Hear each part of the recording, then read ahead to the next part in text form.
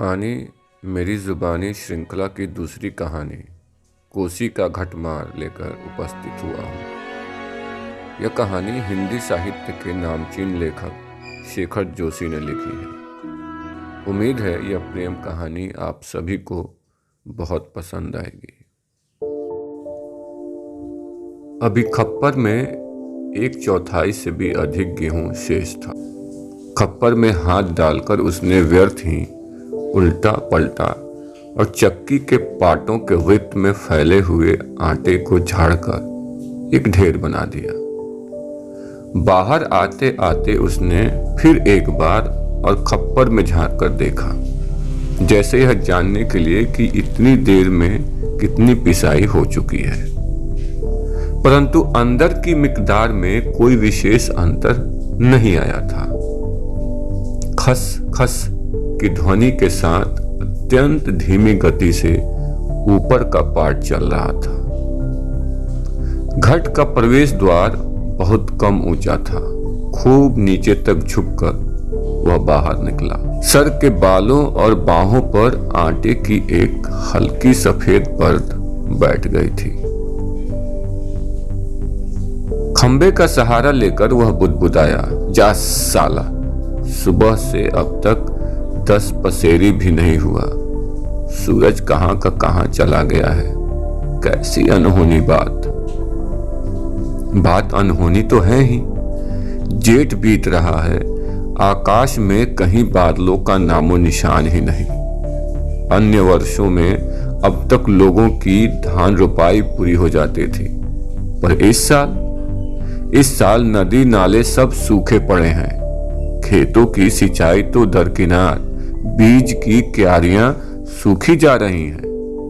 छोटे नाले, गुलों के किनारे के घट महीनों से बंद हैं। कोसी के किनारे है गुसाई का यह घट, पर इसकी भी चाल ऐसी कि लद्दू घोड़े की चाल को मात देती है। चक्की के निचले खंड में छिछड़ छिछड़ की आवाज के साथ पानी को काटती हुई मथानी चल रही थी। कितनी धीमी आवाज। अच्छे खाते पीते ग्वालों के घर में दही की मथानी इससे ज्यादा शोर करती है। इसी मथानी का वह शोर होता था कि आदमी को अपनी बात नहीं सुनाई देती। और अब तो भले नदी पार कोई बोले तो बात यहां सुनाई दे जाए। छप छप छप पुरानी फौजी पैंट को घुटनों तक मोड़कर गुसाई पानी की गुल के अंदर चलने लगा।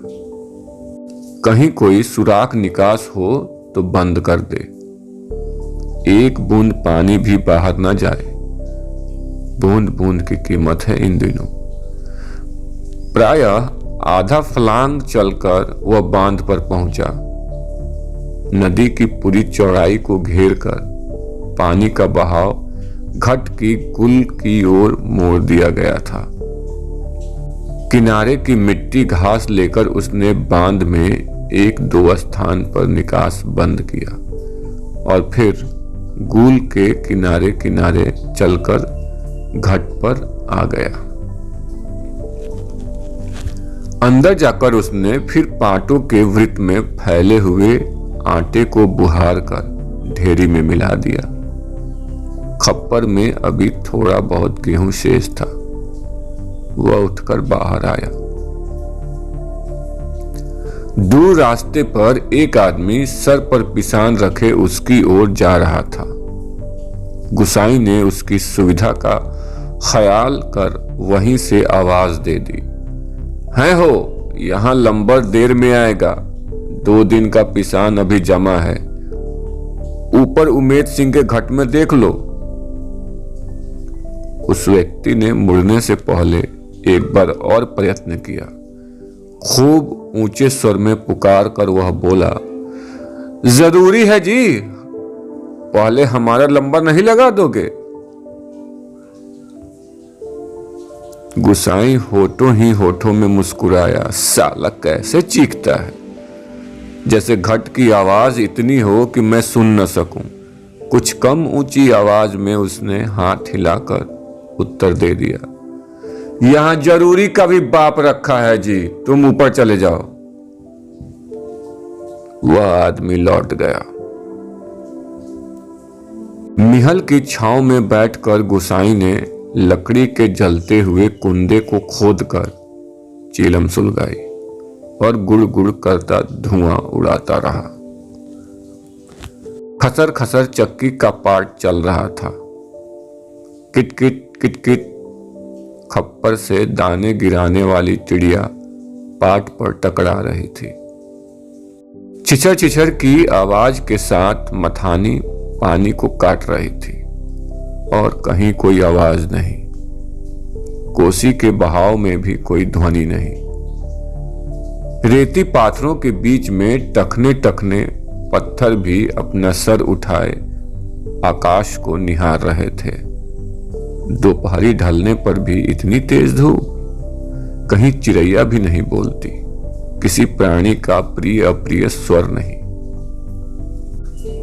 सूखी नदी के किनारे बैठा गुसाई सोचने लगा, क्यों उस व्यक्ति को लौटा दिया।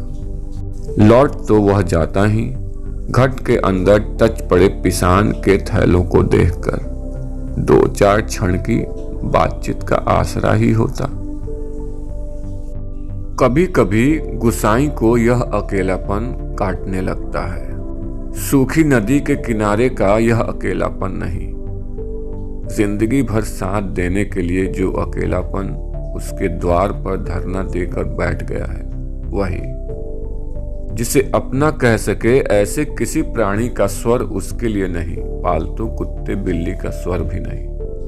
क्या ठिकाना ऐसे मालिक का जिसका घर द्वार नहीं, बीवी बच्चे नहीं, खाने पीने का ठिकाना नहीं। घुटनों तक उठी हुई पुरानी फौजी पैंट के मोड़ को गुसाई ने खोला। गूल में चलते हुए थोड़ा भाग भीग गया था, पर इस गर्मी में उसे भीगी पैंट की यह शीतलता अच्छी लगी। पैंट की सलवटों को ठीक करते करते गुसाई ने हुक्के की नली से मुंह हटाया। उसके होठों में बाएं कोने पर हल्की सी मुस्कान उभर आई। बीती बातों की याद गुसाई सोचने लगा। इसी पैंट की बदौलत यह अकेलापन उसे मिला है। नहीं, याद करने को मन नहीं करता।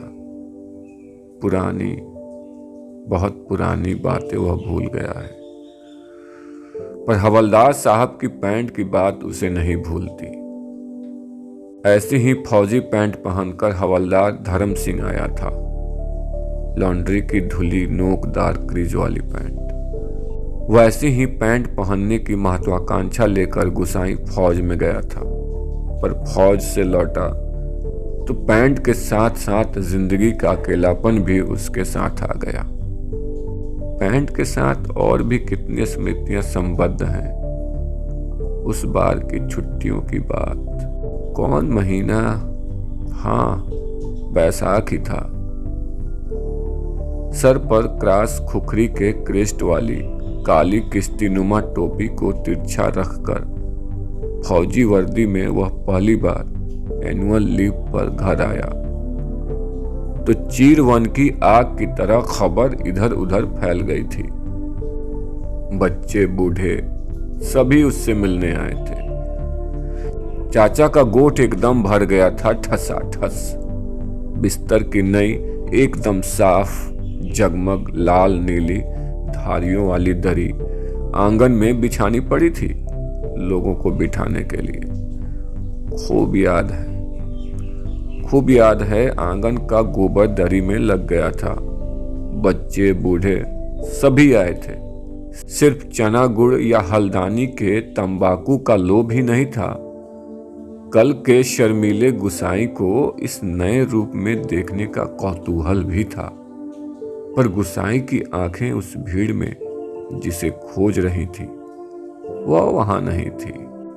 नाला पार के अपने गांव से भैंस के कटिया को खोजने के बहाने दूसरे दिन लक्ष्मा आई थी, पर गुसाई उस दिन उससे मिल न सका। गांव के छोकरे ही गुसाई की जान को बवाल हो गए थे। बुढ़े नरसिंह प्रधान उन दिनों ठीक ही कहते थे। आजकल गुसाई को देखकर सोबनिया का लड़का भी अपनी फटी घेर की टोपी को तिरछी पहनने लग गया है।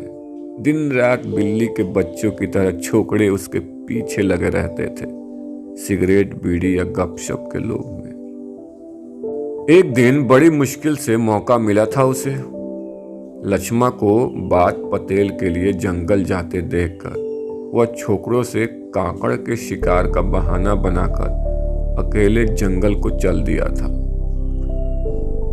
गांव की सीमा से बहुत दूर काफल के पेड़ के नीचे गुसाई के घुटने पर सर रखकर लेटी लेटी लक्ष्मा काफल खा रही थी। पके गदराए गहरे लाल लाल काफल। खेल खेल में काफलों की छीना झपटी करते हुए गुसाई ने लक्ष्मा की मुट्ठी भींच दी थी। टप टप काफलों का गाढ़ा लाल रस उसकी पैंट पर गिर गया था।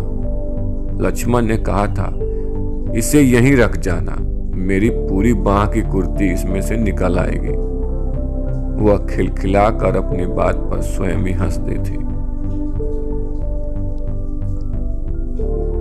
पुरानी बात क्या कहा था गुसाई ने, याद नहीं पड़ता।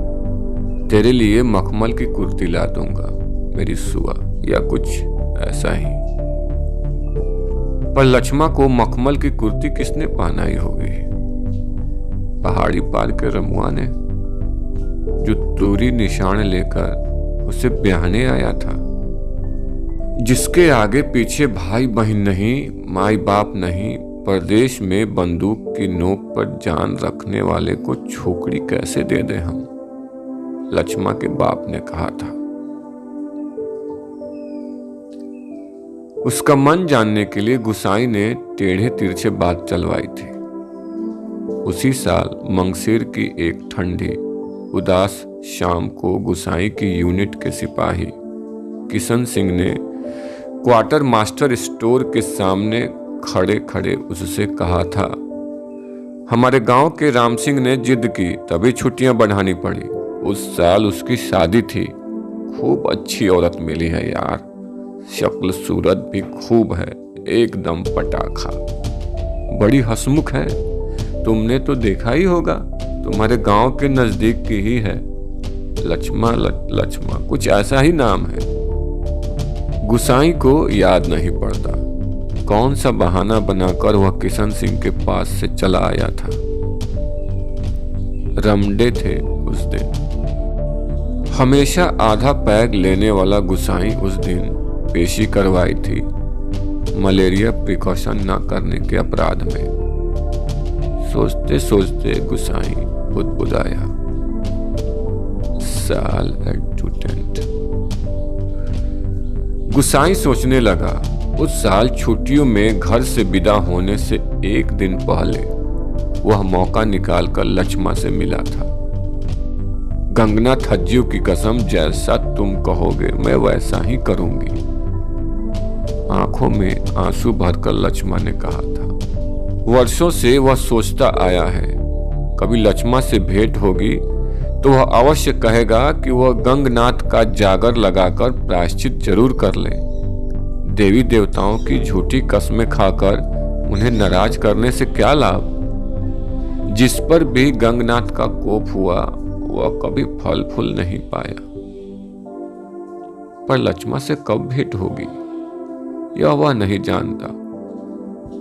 लड़कपन के संगी साथी नौकरी चाकरी के लिए मैदानों में चले गए हैं।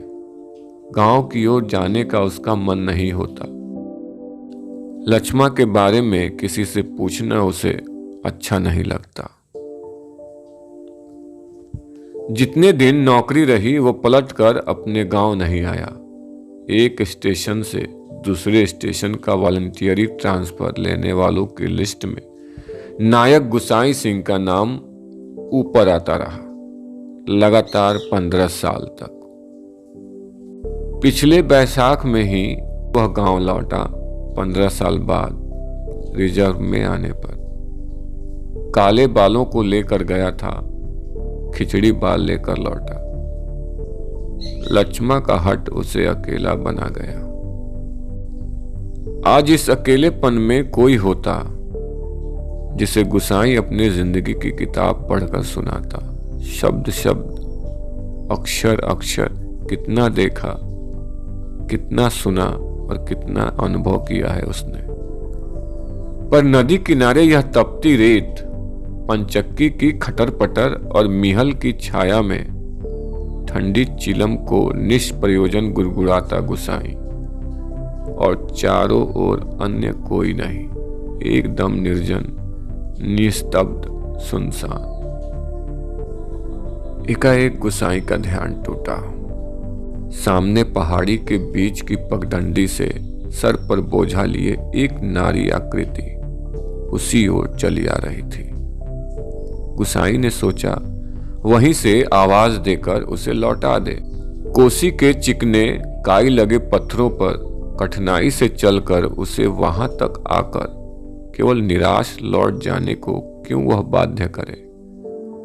दूर से चिल्ला चिल्लाकर पिसान स्वीकार करवाने की लोगों की आदत से वह तंग आ चुका था। इस कारण आवाज देने को उसका मन नहीं हुआ। वह आकृति अब तक पगडंडी छोड़कर नदी के मार्ग में आ पहुंची थी। चक्की की बदलती आवाज को पहचान कर गुसाई घट के अंदर चला गया। खप्पर का अनाज समाप्त हो चुका था। खप्पर में एक कम अन्न वाले थैले को उलटकर उसने अन्न का निकास रोकने के लिए काठ की चिड़ियों को उल्टा कर दिया। किटकिट किटकिट का स्वर बंद हो गया।